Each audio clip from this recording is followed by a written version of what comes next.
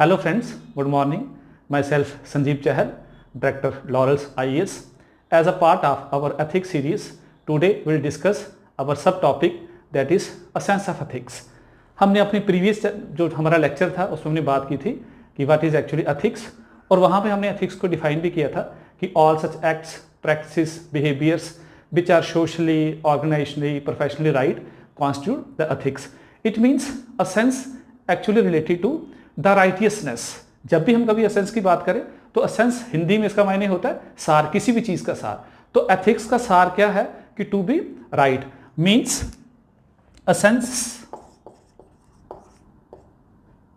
is a sense of ethics. A sense of ethics is to do what is right. कि जो सही है अगर हम उसी को ही करें तो हम लोग मान सकते हैं कि नो वी आर एथिकल. यही हमारे जो एथिक्स है उसका असेंस होता है. एंड व्हेन वी से this righteous aspect, it means we follow certain values, and such values are integrity, honesty, faithfulness, truthfulness, compassion, showing respect to others, keep promises, and so multiple other values. Means a sense also involves, it also involves integrity, then honesty,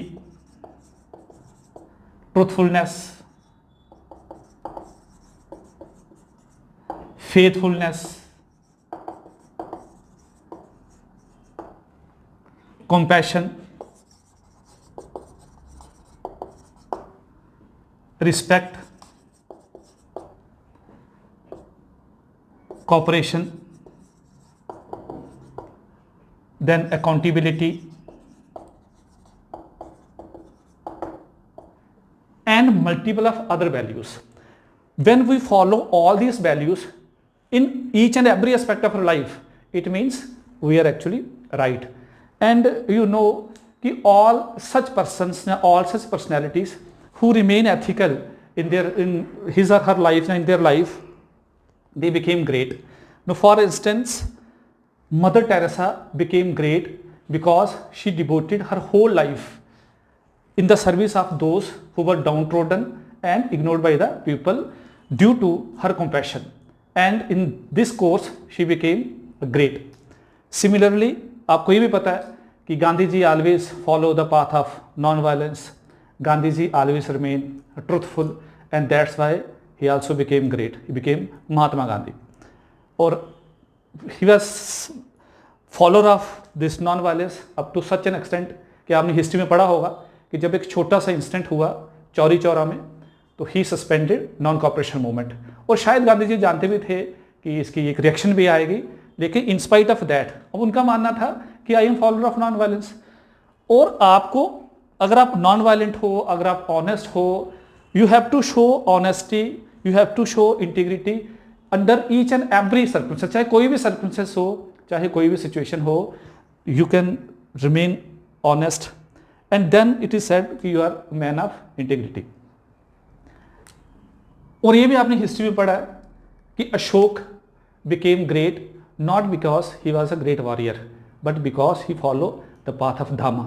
और ये भी आपको पता है कि path of Dhamma was similarly, it was simply a way of life, it was simply moral and ethical code of conduct. तो the lessons which we learn from all these personalities and some other personalities also constitute the essence of ethics. इनकी personalities जो थी, जहाँ इनका जो एक life history है, इनकी लाइफ हिस्ट्री जो हमें लेसन मिलता है वो भी कहीं ना कहीं हमारे एथिक्स का सार होता है. इस चीज़ को भी हम थोड़ा सा जो है वो आगे जाके कहीं ना कहीं पढ़ेंगे. And the essence of ethics is actually reflected in a golden rule. And the golden rule says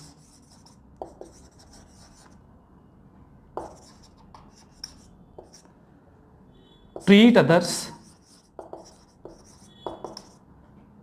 as you would want to be treated yourself. कि बाकियों को ऐसा ही ट्रीट करो जैसे आप चाहते हो कि कोई आपको ट्रीट करे। अगर हमारी ऐसी अप्रोच होगी तो इट्स ऑब्वियस हम लोग हमेशा राइट ही होंगे, हम लोग कभी भी, हमारा जो एक्शन है वो कभी भी रॉन्ग नहीं हो सकता।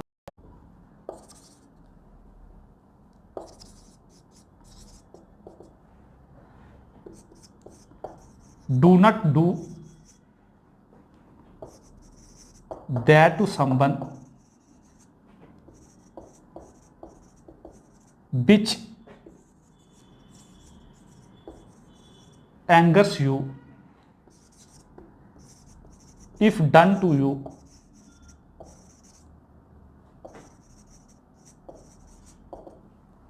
by someone,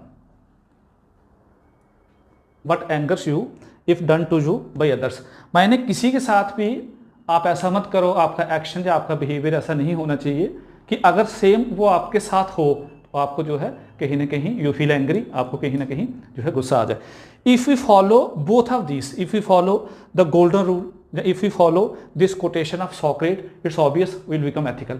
हम लोग कभी भी अटेम्प्ट नहीं करेंगे कि किसी के साथ हम लोग जो है वो गलत करें, और जब हम किसी के साथ भी गलत ना करें इट्स ऑब्वियस हम कहीं ना कहीं जो है वो एथिकल हो गए, और यही जो एथिक्स है उसका सार होता है।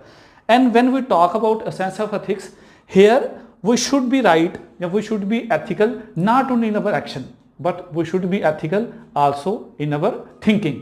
हमारी थिंकिंग जो है वो भी कहीं ना कहीं सही होनी चाहिए, क्योंकि जब तक हमारी थिंकिंग सही नहीं होगी हमारा बिहेवियर और हमारा एक्शन जो है वो भी सही नहीं हो सकता। ये भी आपने हिस्ट्री में पढ़ा होगा कि Hitler actually killed millions of Jews in concentration camps only due to the thinking that Jews actually constitute inferior race. उनका मानना था कि जो ज्यूस हैं वो इंफीरियर हैं, ये उनकी सोच थी, और वही उनकी सोच जो है वो कहीं ना कहीं एक्शन में आई, and he actually inflicted so many atrocities upon Jews. तो जब हमारी सोच सही होगी तो ही हमारा एक्शन, तो ही हमारा बिहेवियर जो है वो सही हो सकता है, अदरवाइज हमारा बिहेवियर, हमारा एक्शन जो है वो सही नहीं हो सकता। तो we should be ethical in our thinking also. Recently अगर आपने देखा होगा कि एक टाइम पे हमारे जो एक थिंकिंग थी टूवर्ड्स अवर वुमेन फॉक वो थोड़ी सी कहीं ना कहीं डिफर करती थी। तो at that time there was gender inequality on large scale, लेकिन अभी वो जेंडर इनक्वालिटी उतनी नहीं है। अब मान सकते हैं कि ऑलमोस्ट वो जो है वो नेग्लिजिबल हो गई। क्यों? क्योंकि हमारी जो सोच थी हमारे वुमेन फॉक की तरफ वो कहीं ना कहीं चेंज हो गई, और जैसे हमने अपनी सोच को चेंज किया हमारा जो है बिहेवियर, हमारा एक्शन जो है वो भी चेंज हो गया। रिसेंटली आपने पढ़ा होगा कि BCCI ने डिसीजन भी लिया कि जो इसकी जो मैच की फीस है वो जो हमारे मेल क्रिकेटर्स हैं और जो फीमेल क्रिकेटर्स हैं उनको सेम ही होगी, जबकि पहले वो अलग थी। उन्होंने भी कहीं ना कहीं जो है उस चीज़ में अभी जो वो इक्वालिटी लेके आए। इट मीन्स हमारी सोच जो है वो उनकी तरफ बदली, और उसके कारण जो है हमारा एक्शन जो था वो भी कहीं ना कहीं बदल गया। तो टू बी एथिकल, जहाँ essence of ethics also put stress upon this thing कि our thinking should also be right. हमारा जो थिंकिंग है वो भी एथिकल होनी चाहिए। जब हमारी थिंकिंग एथिकल होगी तो ही हम कहीं ना कहीं एथिकल हो सकते हैं। And there was one another philosopher, उनका भी एक कॉन्सेप्ट था, कॉन्सेप्ट ऑफ कॉमन गुड। और अगर हम कॉन्सेप्ट ऑफ कॉमन गुड को देखें तो concept of common good also reflect this essence of ethics, and that philosopher was T.H. Green. T.H. Green sir का भी एक वो जो आइडिया है, आइडिया ऑफ कॉमन गुड, वो क्या आइडिया है?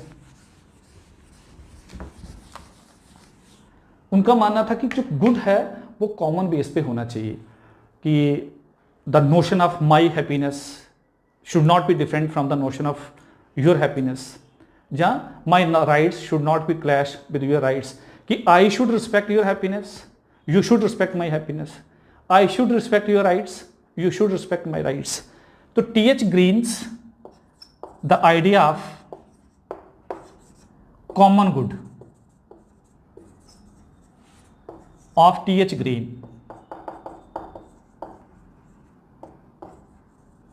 also reflect the essence of ethics. Now this idea says that the notion of my happiness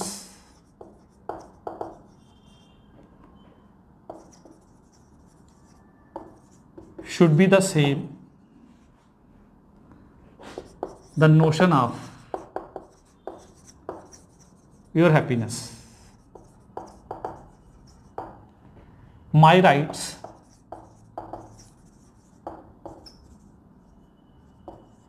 should not be clashed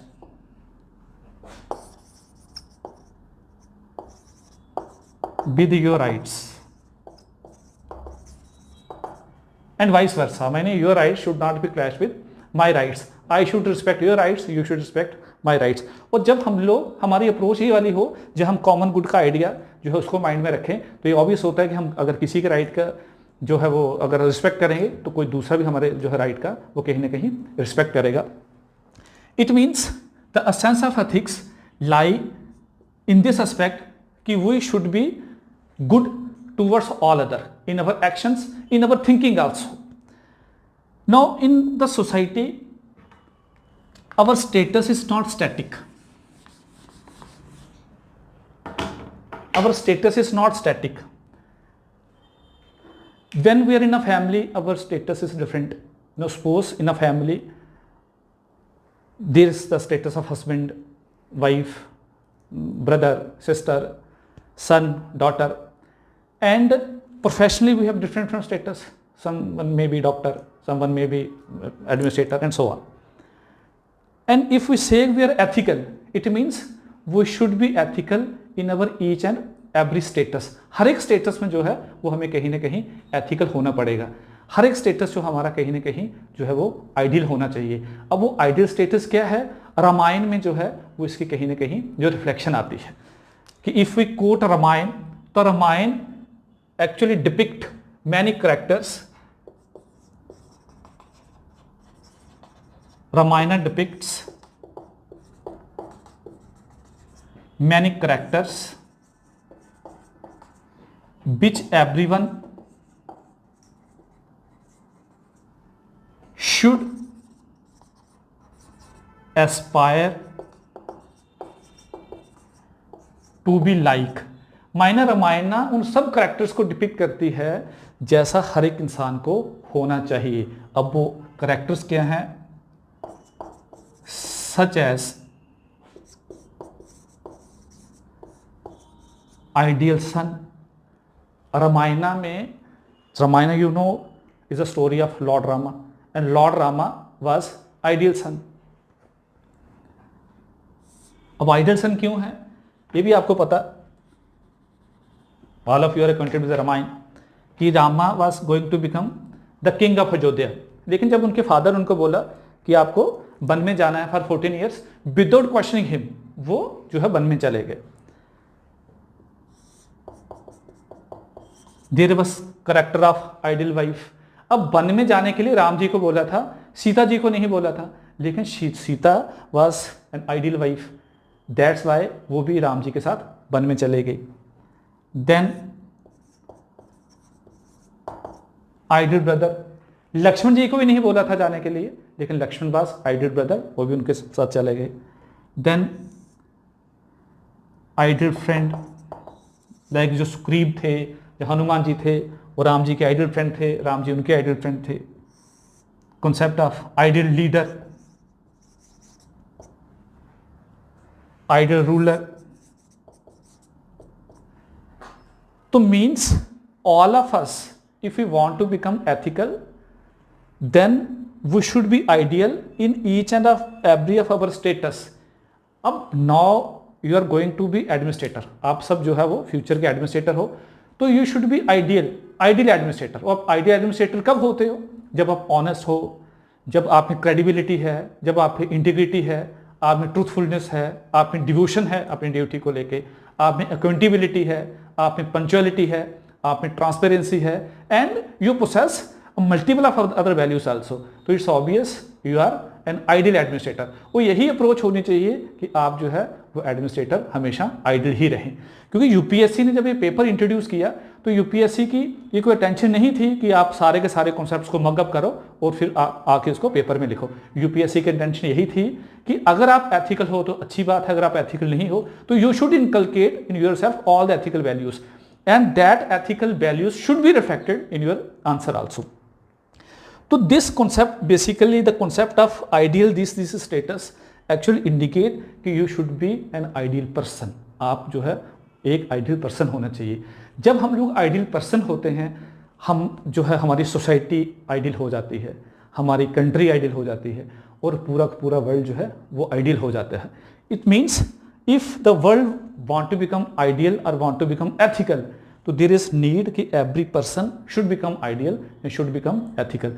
इसका रिलेटेड छोटी सी एक मैं आपको स्टोरी बताऊंगा कि एक छोटी बच्ची है of 8 to 9 years of age, वो अपने फादर के पास बैठे हैं। उनके फादर जो हैं वो he was busy in reading a newspaper, father उनके न्यूज़पेपर पढ़ रहे हैं।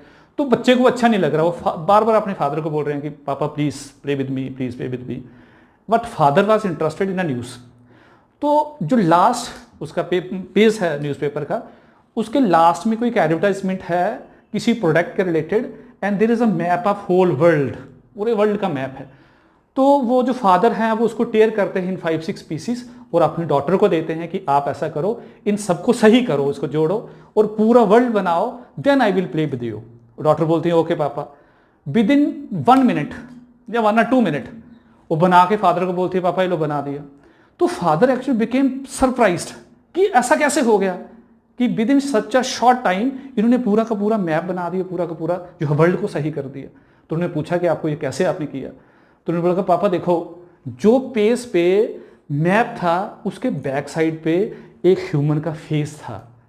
अब मुझे ये तो नहीं पता कि ऑस्ट्रेलिया कहाँ है, या रशिया कहाँ है, या चाइना कहाँ है, या जापान कहाँ है, लेकिन मुझे ये तो पता है कि नोज़ कहाँ होना चाहिए, हेड कहाँ होना चाहिए, चिन कहाँ होनी चाहिए, आइज कहाँ होनी चाहिए। मैंने उन सब चीज़ों को सही में प्लेस किया तो पूरा वर्ल्ड खुद ही सही हो गया। It means moral of the story is this, अगर हम ह्यूमन बींग्स खुद सही हो जाएं तो पूरा पूरा वर्ल्ड जो है वो सही हो जाएगा।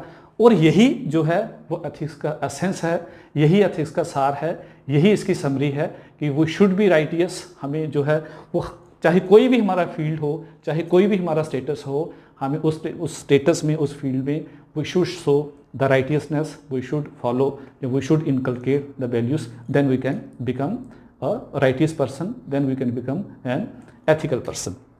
ये एसेंस ऑफ एथिक्स हमारा इतना ही है। इसके साथ ही अब नेक्स्ट हम लोग स्टार्ट करेंगे व्हाट इज एक्चुअली मोरालिटी।